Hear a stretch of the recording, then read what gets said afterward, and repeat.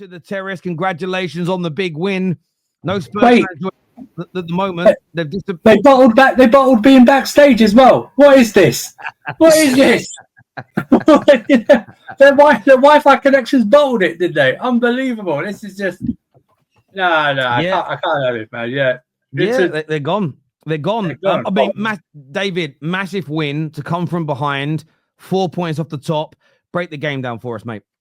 Well, they got 2 goals out of Kukureya's boots. Kukureya's boots were man of the match, apart from maybe cardboard. That is the genuinely right. When Kukureya made his mistakes, they got their 2 goals, and they were actually playing us very well at that point. They were pressing us really high, getting in our faces, and I was like, "Oh, this could be a long day." David, I just checked. Kukureya's boots XG was 3.5. So crazy. It's off the scale. So as soon as Sancho scored his goal, which by the way, unbelievable finish. I was like, we're not losing this game. I knew as soon as that happened, we weren't losing that game. We were not losing that game. At that point, it was like we've shown up now. We've given you your 10 minutes. Now Chelsea are here. We were playing like we were drunk. Genuinely, it looked like Sunday league. That's what I said. One of the boys had a wedding anniversary the day before. You know what I mean? Everyone was just battered. It was crazy. Last season. It's like last season, though, where we started slow last season. And it was just a weird watch. Those first 10 minutes were a really weird watch. Like everything was just going wrong. Then we scored the goal. Then Spurs. Then do you know who I actually think gave the game away for Spurs? Apart from even the players, the fans. Every time we got near the goal, every time someone had the ball, they were just throwing cardboard at us. What was going on? Why were they doing it? It didn't make sense. I was like, are you that scared that every single man and woman in that stadium was like, we've got to get the cardboard out, throwing it on the field, corner, pelted with the stewards. The stewards played more minutes than half our squad's done all year.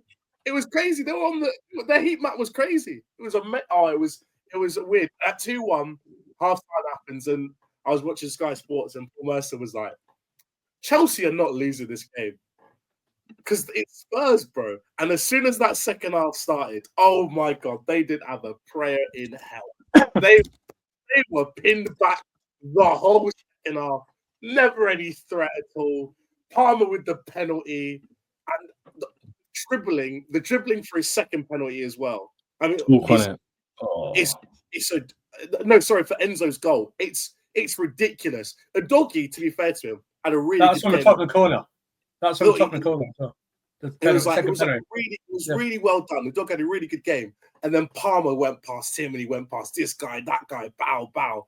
And then obviously he took the shot and it went right back to Enzo, Enzo's now finally arrived, which is great to see as well. He's finally playing the level that we thought he should be playing at. And it's just, everything's just going well right now. But I'm a chill guy. Okay, my hands are in my trousers, in my pockets.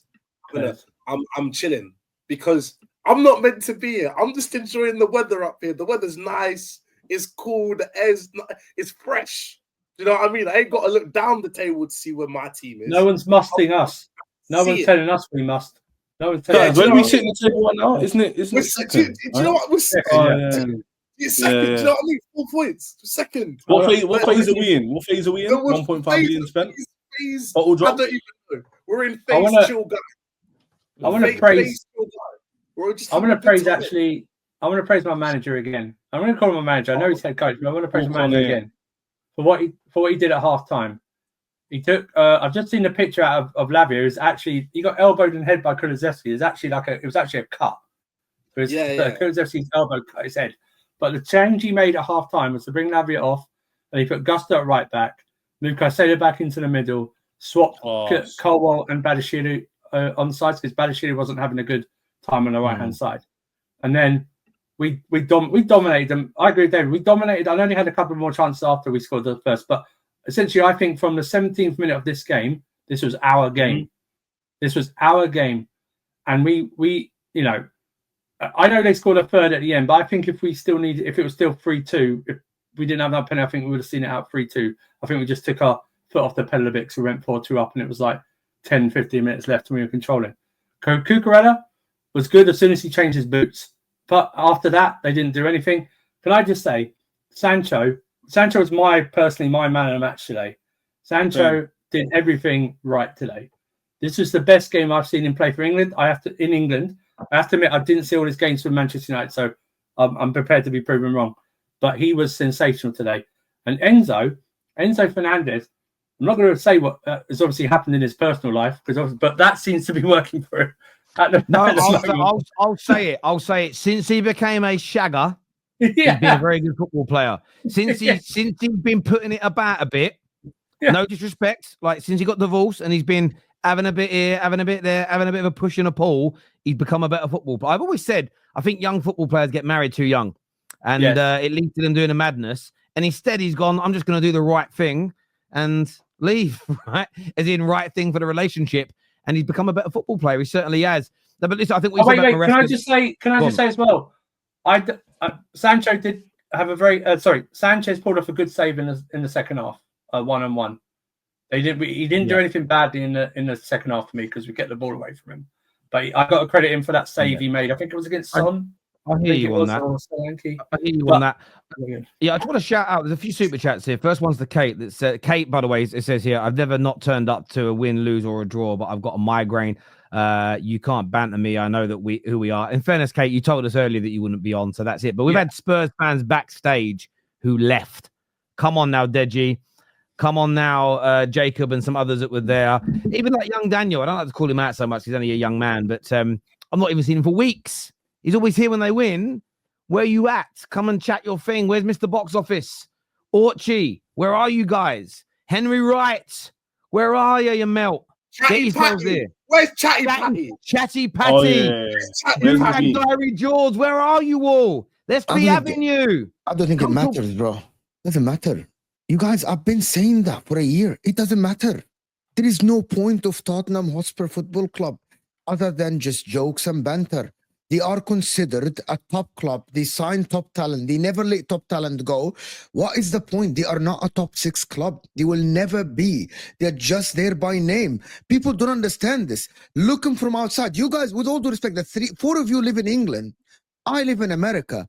Spurs are irrelevant. When I did an Arabic show a year and a half ago, we did top 5. Why? There are no Spurs fans in the Arab world. There is not a lot of Spurs fans. Son is keeping them relative in Asia.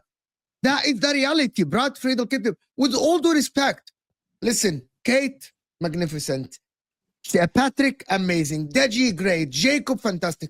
But as a football club, there is no point. They won't win the Premier League. They won't win the Champions League. There is no point of them other than other rivals sitting down and laughing at them. Chelsea, even Arsenal. The whole point is them to rival Arsenal.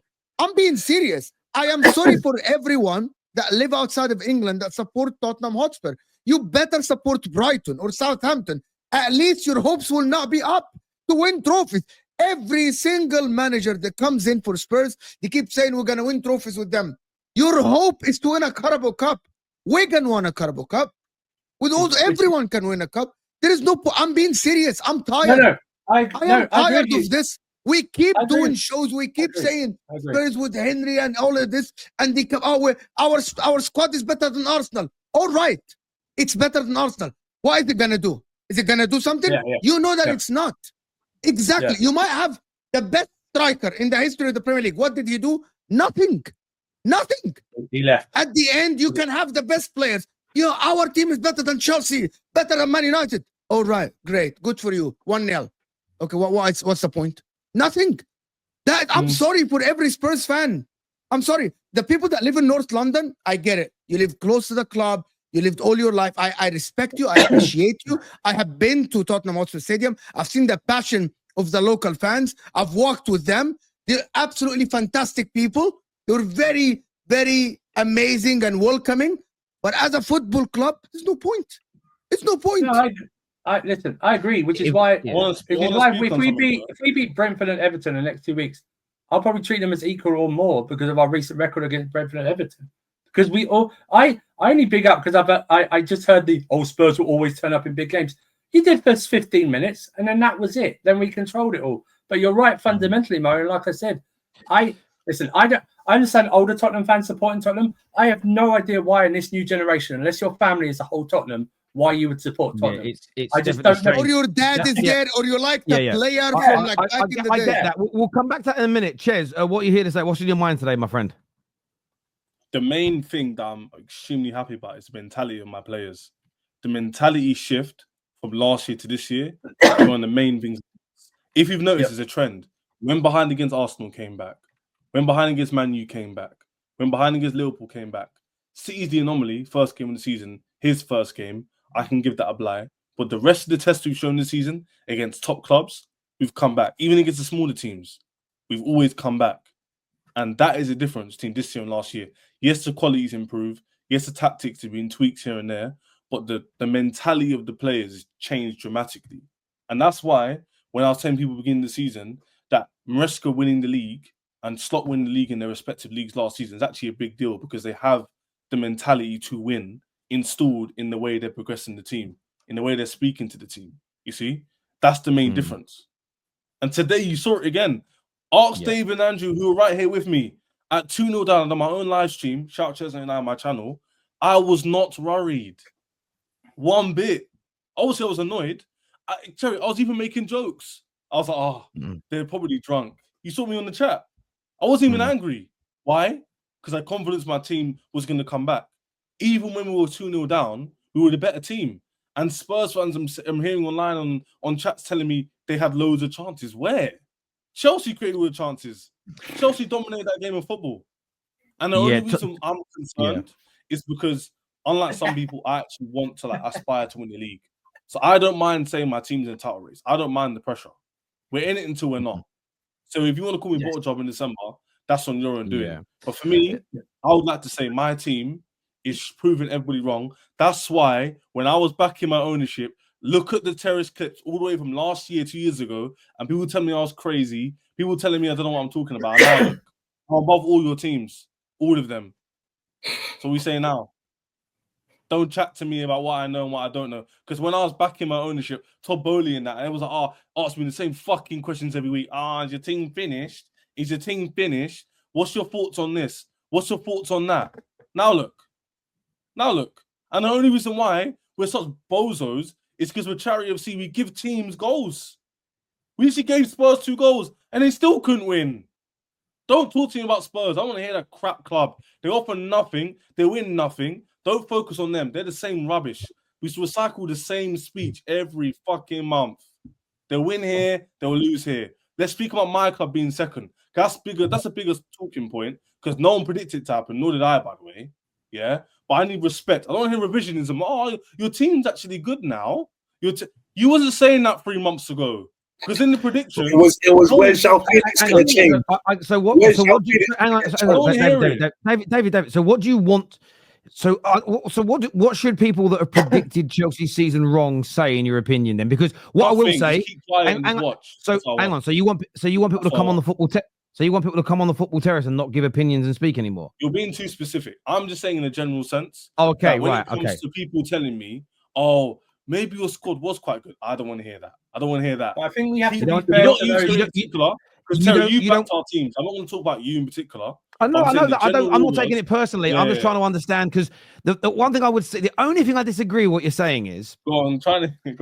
No, is that the reason that you're on Twitter or in Spaces or on YouTube is to have football conversations, and you, like the rest of us, get things wrong. If the response when people get things wrong is I never want to hear you speak again, in a year we're all going to be sitting here in silence. Yeah, that's the only bit I disagree with. The difference is, though, Terry, I hear what you're saying, but they went to too many extremes. That's what I don't like. I was hearing before the season started. Ask David and Andrew, as fellow Chelsea fans, you might not make top 5. Yeah, your squad's the 6th best in the league. Stuff like that. Where is João Felix going to get changed? Where is he getting changed? Yeah, why'd you get rid of Chalobah? Why'd you get rid of Mount? Why did you treat Gallagher this way? Do you not know what Gallagher did? All of that stuff again. One second. What happened to the Poch? What happened to Poch to the stage? What happened to stability? What happened to your club? Don't know what they're doing. They're a mess. What happened to that crap? All of that stuff there, especially about your squad size, is crazy. The stuff about how much you've spent, all the stuff that you said that you've spent, as I used to say to so many people, half of what you spent is on players that will never play for you, that you're going to sell for a profit in the future. And people got a lot of that wrong. There's absolutely no doubt about that whatsoever. And listen, I think it would be great to hold them to account on that.